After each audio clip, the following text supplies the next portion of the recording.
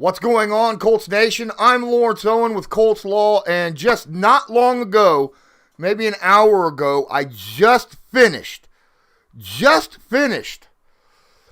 a post-draft conference with the Director of Player Personnel for the Indianapolis Colts, Kevin Rogers.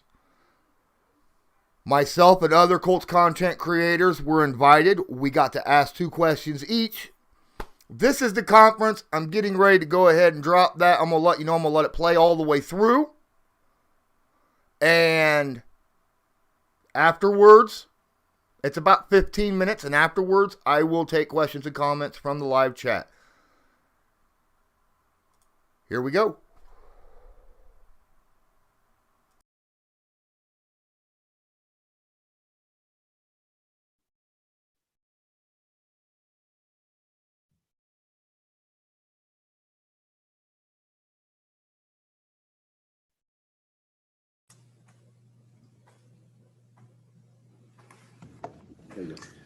Hey, Kevin, thanks for joining us tonight.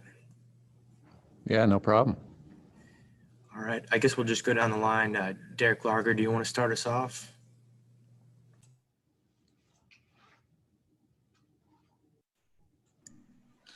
Hi. All right. There we go. Hi, Kevin. So I guess first question we had was a lot of questions that people had about Dio and hi, Kevin. Why he was selected so early.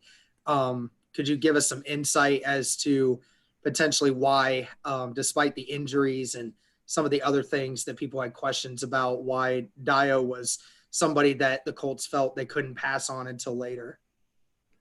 Well, I mean, I think first of all, you look at the tape, and it's pretty clear that he's a guy that can help you immediately off the edge, reduce him inside over a guard, and play 3 technique, and he can rush from both spots. He plays with the motor we want. He's got starter upside. He's got big upside. And then I think as far as the injury goes, I mean, the way, sports medicine and the medical field has progressed with Achilles injuries, it's guys come back off of them and they're fine. So as far as the injury goes, I don't think it was a big concern with how far he was going to drop. And, when he gets back to full strength, you're going to see the upside that we saw, and he's going to make an impact for us. Evan Sideri. Hey, Kevin, thanks for doing this. Just had a quick question on Kwity. Just what stood out to you most on tape? Obviously, the athleticism pops off, the effort, the motor. When you watch Kwity play, what stands out the most to you? I think the fact that he's a guy that does dirty work. He's a guy that, they'll use as the inside twister, and he'll give up his body for the guy that's looping around the edge. They kick him inside. He'll play over a guard and play 3 tech. They've even reduced him over a center and played him at nose. He can play all across the line. He's probably a guy that can play on the edges on early downs, reduce him over a guard on 3rd down. And, he's got everything. Other than a little bit of length, you wish he had a little bit longer arms, but he's got feet, he's got speed, he's got power. And he plays the way that Coach Eberflus wants him to play. He's a guy that's going to be very low on the loaf chart for Coach Flus, and he is exactly the guy that we want representing the horseshoe.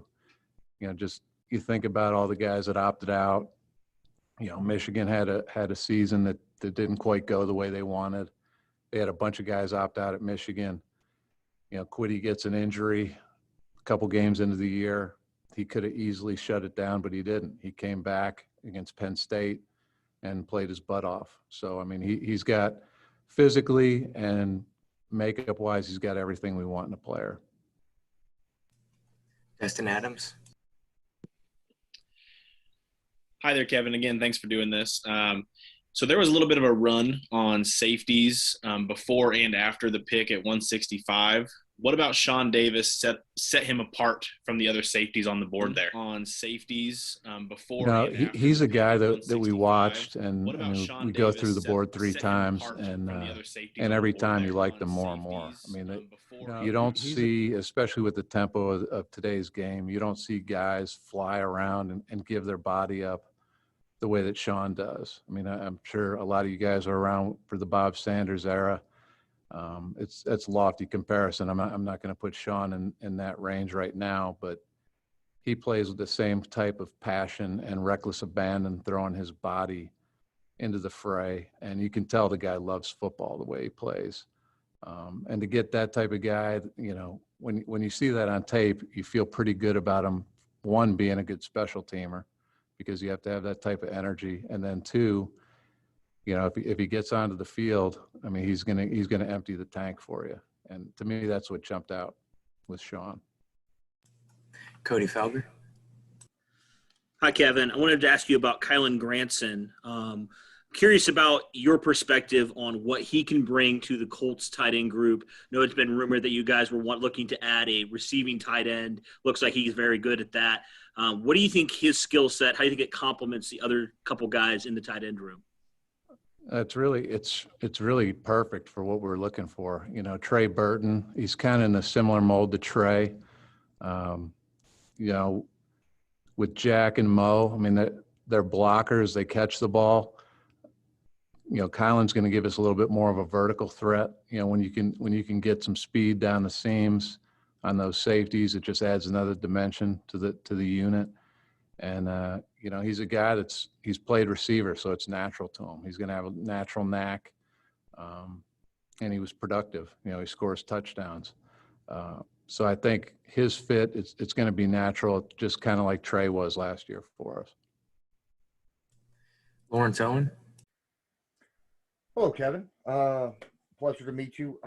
My question is probably what on everyone's mind has to do with offensive tackle. I know that Chris Ballard says that they will not be reaching, that they'll grab the best that comes down.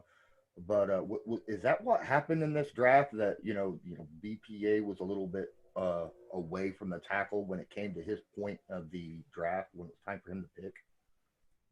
No, it's exactly what happened. You know, it's just the way things fell. There was a lot of rounds where we had some guys targeted, and they just didn't quite get to us. And we followed the board, and we feel good about the guys that we got. And you know, as the process unfolds, we'll see what presents itself to us. You know, we feel like we have guys that have lined up and played in the league, in the locker room right now, and have played well. And you know, we'll see how it unfolds. Evan Sidery. What is the process, Kevin, that goes into a player being a blue card? I've heard this on the With the Next Pick series sometimes. It seems like it's a very big focus for the Colts in drafting players. What qualifies one to be a blue card? It's tough now. I mean, we don't tag a bunch of them. I mean, there were maybe 10 of them on the board, but it's a guy that when you watch him play, there's not a doubt that he's a Colts fit. I mean, toughness, effort. There's never going to be a question about where this guy's heart is or what he's going to do to win a football game. And to get the blue card, I mean, there, and then we get some guys that are kind of in that 85th percentile, that as much as you like him, as much positive things that were said about him in the school, there's something that's holding us back from tagging him. So to be a blue card, it's a rare thing in our draft room. Michael Terzos. Hey, Kevin. For Kylan Granson, what separated him as a tight end prospect against all the other prospects that were left on the board? You know, to me, a lot of it was the fit. You know, just getting that pass catcher. You know, and we had him rated pretty highly, just with the guys that could actually be a mismatch threat.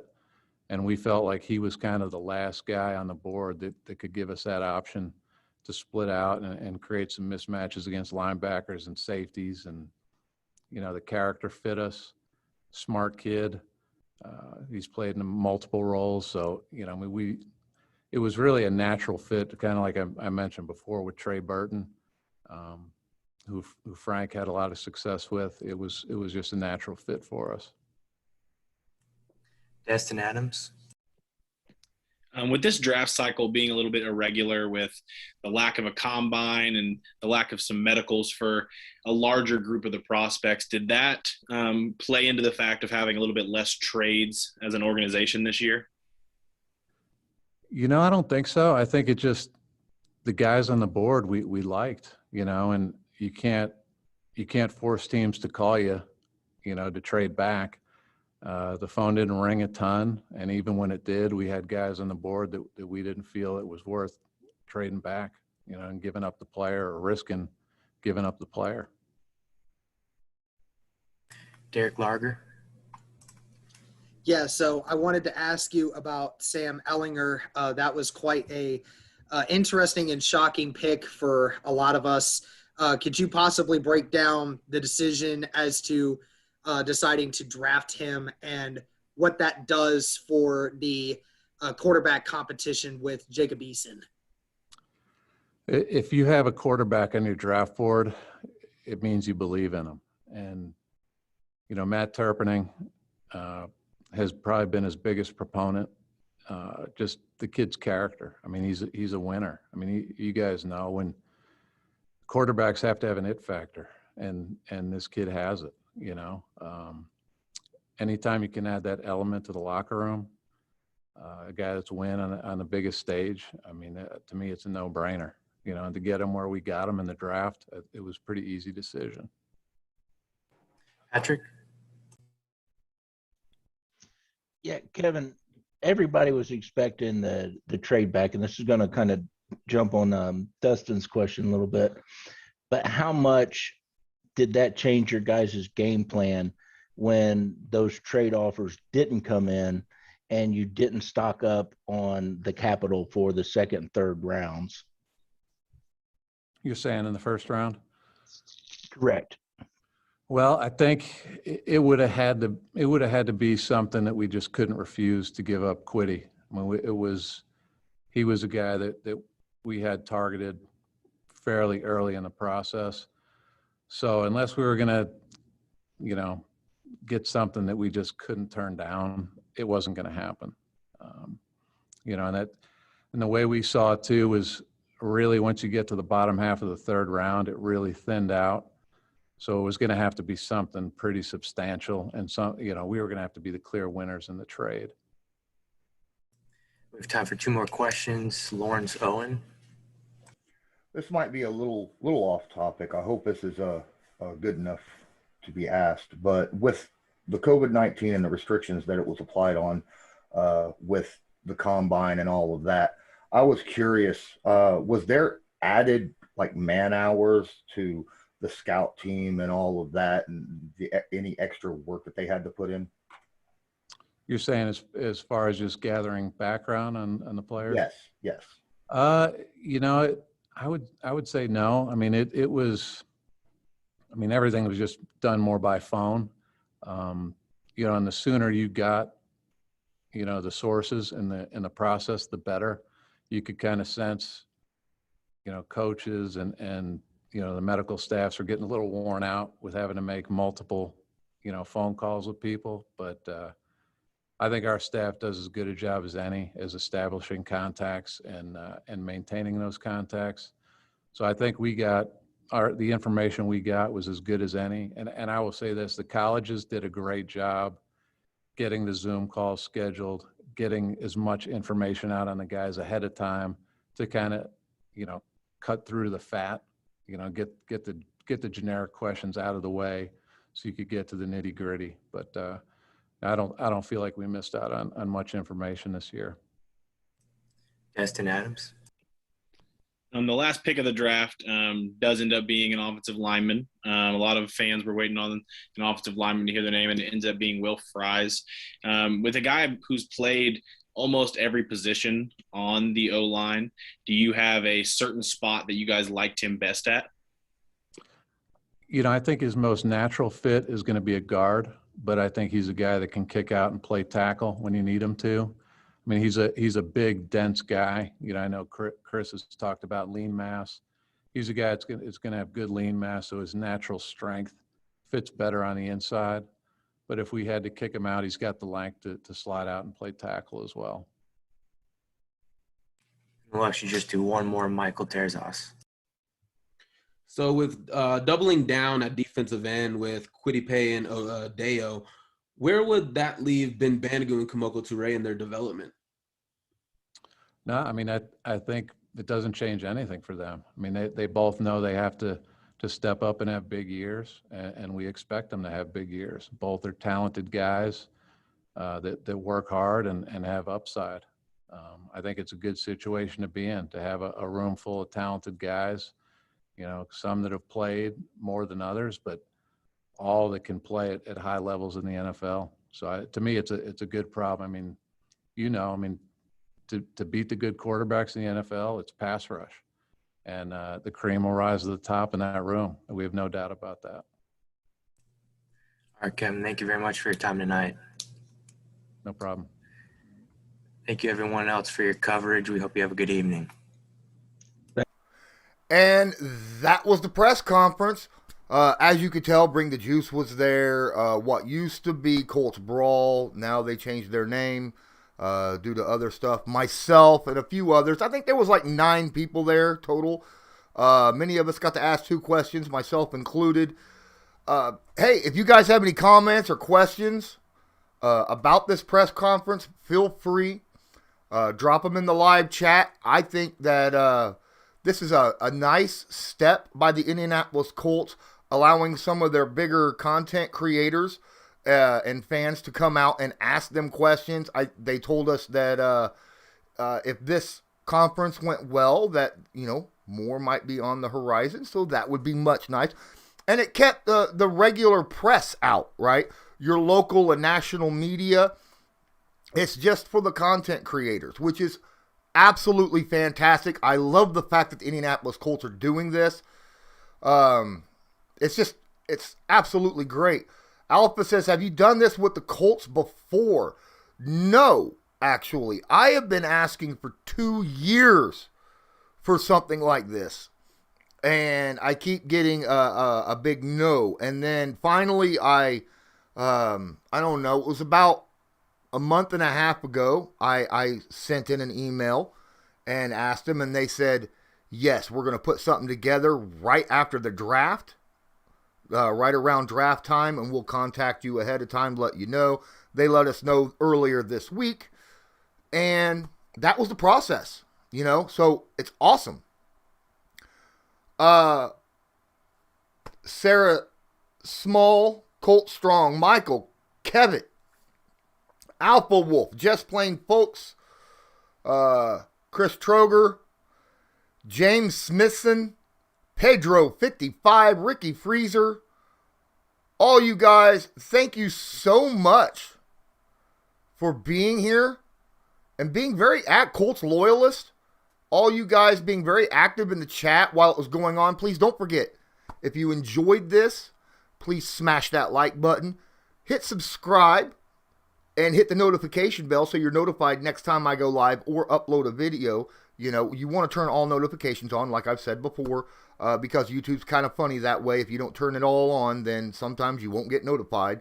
Very odd.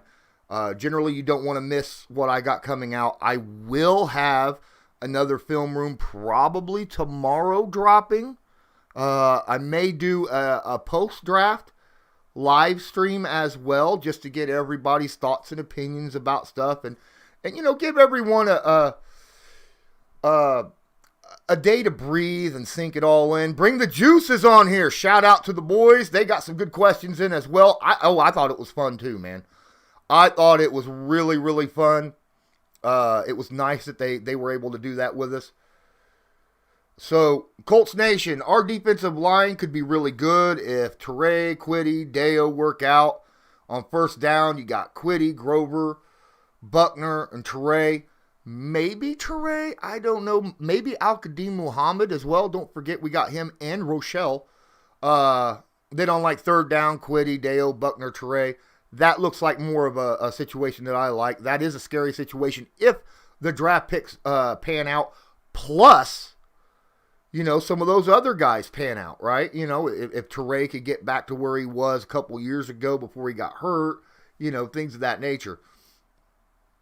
But hey, I think we all asked some really good questions. My question was a little bit odd. I understand it was more about the draft process, and especially with the COVID situation dropping, how it changed it, whether or not how it changed getting information about players, just something different that wasn't just based on the draft day results.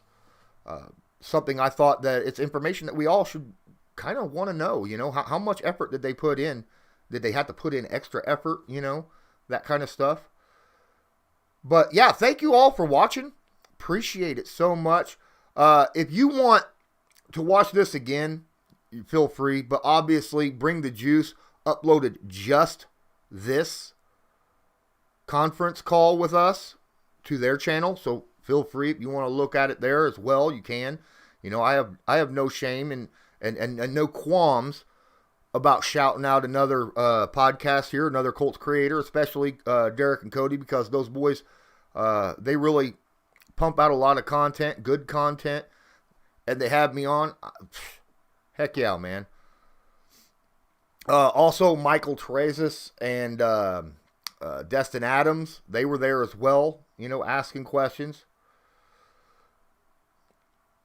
But, yeah, they're left tackle, it's a situation. It's a situation. And, that was kind of why I dropped that first question, right? Because I wanted to know why they didn't pick one. And they were basically, it was BPA. They felt like, there was guys near where they were going to pick, but then just got picked before it was their turn. So, it dropped the next player down off of their BPA. So they had to go with somebody else, that kind of situation. So I understand it. I told you that's how drafts sometimes fall that way, right? And, I mean, it sucks, but you don't want to reach. You want to grab somebody who's going to be good. I love the question about the quarterback, by the way. I thought the question about the quarterback was absolutely standout. And his answer where he says, you know what? We don't put a quarterback on our board unless we believe in him. So the quarterback out of Texas, they believe in him. Do they believe in him as much as Jacob Eason? Well, we'll see on who gets more reps, right? In training camp and practice and things like that. Perhaps Derek and Cody might have me on again on their show, or I might have Derek and Cody on my show, sometime this week. I mean, man, this cross promotion thing that we have with each other is absolutely fantastic. Maybe we'll have Culture Shock on too. I was surprised he wasn't there. I thought maybe he might be, but he wasn't. But guys, really, I think this was a good one. Really hope that this turns out and we get to do this again sometime soon. Maybe during training camp, we'll be able to get everyone together and just have a content creator conference again.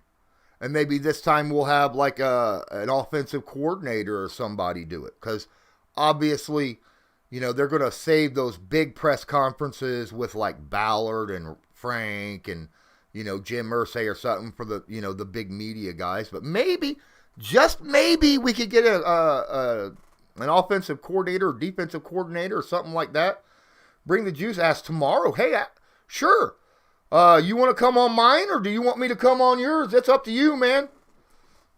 It's all good. Maybe we'll flip off and we'll do just join each other's, right? That don't sound like a bad idea. Let's see here. James Smithson says, still a better O-line than 2013 by a mile. My guy, by a mile. I'm growing on Kalen Granson and, hold on. Alpha Wolf says he's growing on Kalen and Sean Davis edition. Been watching some of their games. Yep. I've been kind of looking at some of that stuff too.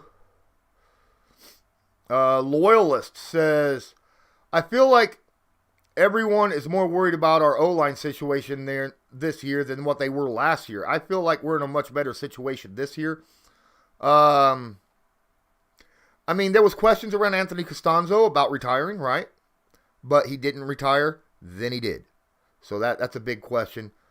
Just Plain Folk says, I sent a letter to the Colts last year suggesting this exact thing, interacting with the content creators. That's awesome, dude. That's awesome.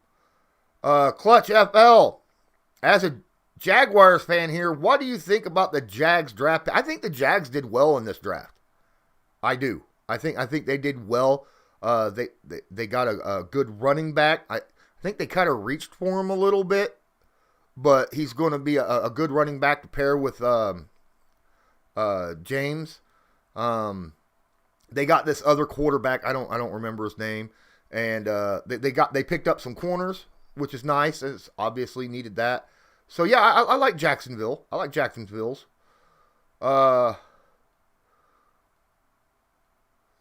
Bring the Jew says, want to invite you on. We could do both. That sounds like an idea. Let's do both. Right? I think that'll be a good idea. We'll do one where I join you guys and then you guys join me on another one. I think that's a great one. Dylan Green says, love the film room on pay. Thanks a lot, man. Appreciate that. I got a lot of that. I don't think, do I even have a dislike on that video? I don't think so. I got another one coming out on Deo, probably tomorrow or the day after. I'm not sure when. Colt Strong says we're going to have a top 5 defense. I really hope so. And man, if even 2 of that stacked defensive end pass rushers that we have break out and have good seasons, then I think it's a good possibility. And that's going to help the Colts, because now if the defense is able to hold teams down to 17 points, 18 points a game on average, that means that Carson Wentz ain't going to have to throw the football that much. He ain't going to be airing it out all the time. We could run the football and throw a little quick deep or a little quick over the middle passes and stuff like that. It'll free up Wentz. And if we can't get, a top dog left tackle, that'll help him out as well. So yeah, defense will help tremendously.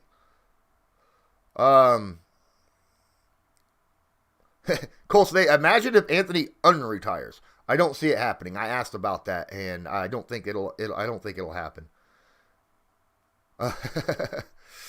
James says, I imagine Anthony Costanzo's phone is rang a time or two. Colts Nation says he'll be mad if Deo does not work out. Now, I'm not going to be mad if he doesn't work out next year. I mean, it is an Achilles tear, and it just happened in January. I think this is a pick for the future, long term, right? I think this is not something that the Colts are expecting to have a big breakout season for him this year.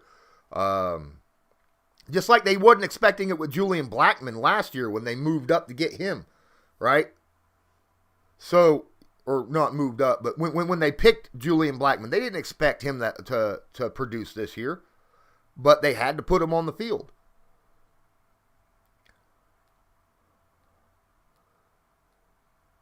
The Colts community is all in this together. Just Plain Folks. Exactly. I get it. There's a lot of people out there that's upset about the offensive tackle situation, and they have a right to be. I mean, as Colts fans, we're a little worried about that position, but that's one position.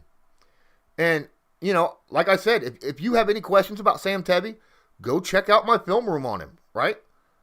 Go check out my film room on Sam Tevi. I got a film room on him. I think that Sam can fill in well. And, of course, there's still free agents out there, and there's going to be more free agents dropping as soon as, these other teams start dropping guys off their roster to make room. Because, let's face it, a lot of teams got offensive tackles in this draft. A lot of them. Colts didn't get one, but a lot of other teams did, right? So, there'll be guys out there that Chris Ballard and Matt Eberflus or Frank Reich will be able to look at and see, whether or not they think that they might be able to bring him in and maybe compete with Sam Tevi. Jared Valdere, no. Dylan Green asked about Jared Valdere. I believe he re-signed with the Packers right after the Colts season ended in Buffalo. I believe the Packers picked him up, and he ended up playing with the Packers the very next week, right? So I think he's still with the Packers. Sean Davis is a big hitter. Yeah. I said that when it was drafted. Obviously, you're probably not going to go back and look through 3.5 hours of my live draft channel that I did, but yeah, it was. He is a big hitter. I really do think that the tight end, again, that's another situation where it was a good question about the tight end, by the way. But he kind of, to me, feels. They said that they believe he's an impact tight end, one of the top tight ends in this draft, and he was the last one left that they felt that they liked a lot. So they grabbed him when they did, and it was right about when I expected them to do it too.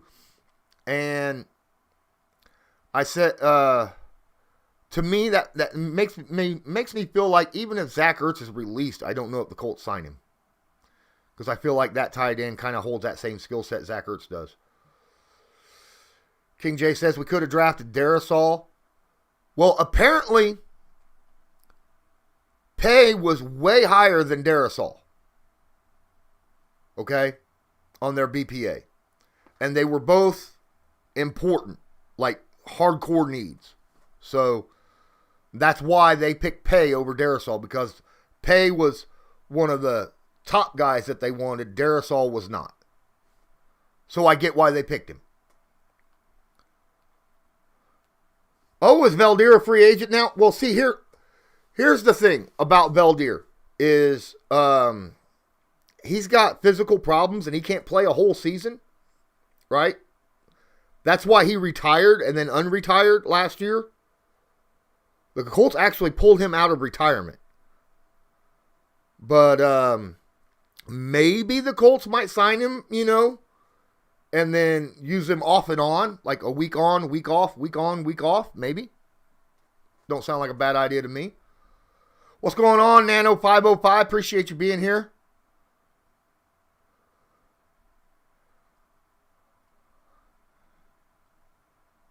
Dan got the plan, says he likes the edge, our missing ingredient. Yeah, hopefully they work out. Hopefully they work out for us and they end up being at least one of them, because obviously Deo's not going to work out this next season because of the injury. But I really do like the addition of Pay. I would have loved Phillips, but Phillips went just a couple picks before him, so I'm very happy with Pay. Yeah, Valdere would only fill in, not play all year. That's what I was talking about, just plain folks. Yep.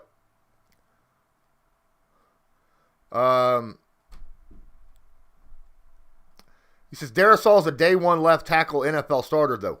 Yes, but he wasn't as high talent-wise at his position as what Pay was at his, and that's why they grabbed Pay. Right, both being a need, but because they had Pay talent-wise way above Darrisaw, that's why they grabbed Pay. It was a smart move. I mean, if you're going by that BPA need / thing that most teams go through, that was the move to go.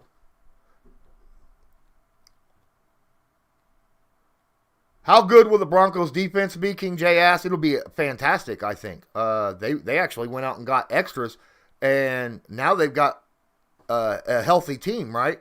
Von Miller's healthy, Chubb's healthy. They got another pass rusher. They got another corner, I believe, in this draft. So, yeah, they're going to be solid. Love the question about the blue card, right? And I believe they said they had 10 guys with blue cards in this draft. It's very tough to get it, and I believe Pay had one of those. So, there you go.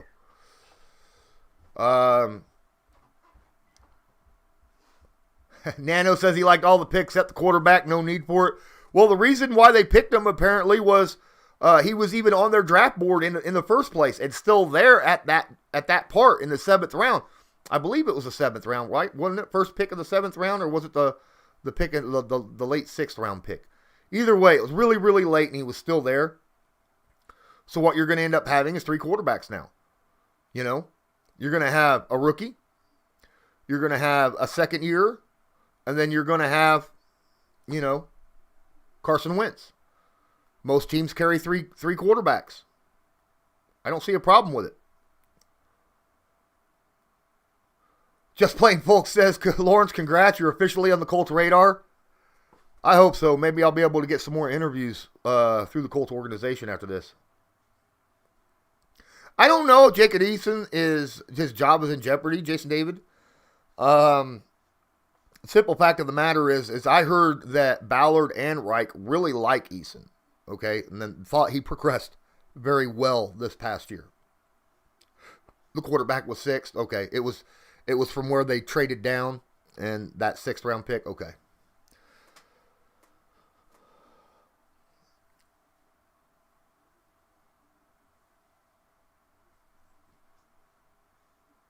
Sarah says that I'm amazing. Appreciate it. Guys, if you're here, please smash that like button. Hit subscribe if you're not subscribed. Tag notification bell. Obviously, turn all the notifications on. I'm not going to be here much longer. It's 35 minutes. It was just supposed to be a really quick thing. Answer questions, talking into the chat right here. But I got 31 guys in here. I got 22 likes from what I'm reading. Appreciate everybody. I'm going to end up jumping off here. I will be back tomorrow. And I will probably be with I'll either be with Bring the Juice or they'll be with me, and then we'll do it again on vice versa. All right. Yes, our new quarterback and the tight end were high school teammates. Ended up going to Bob Evans, Dabney. ended up going and getting Bob Evans. Had basically Thanksgiving dinner, turkey dressing, mashed potatoes, all that stuff, carrots, Thought, yay, sounded good. Ladies and gentlemen, I'm going to jump off here. Thanks so much for being here. Hit that like. Don't forget, in the description, there's a link to my Patreon. It's only $5 a month. Get all of my content no matter where I'm at. And plus, Patreon-specific content. Plus, there is links for my merch shop and my tip jar, which, again, you could put a comment in there. And even if you put a comment in there and I'm not live, I will bring it up on my next live stream. So until then, Nano, James, Alpha, Daphne, Teddy, Just Plain Folks, Chris, Colts Loyalist, Sarah, Jason David, all you guys, all 31 of you. Thanks so much for being here. And until next time, have a good one.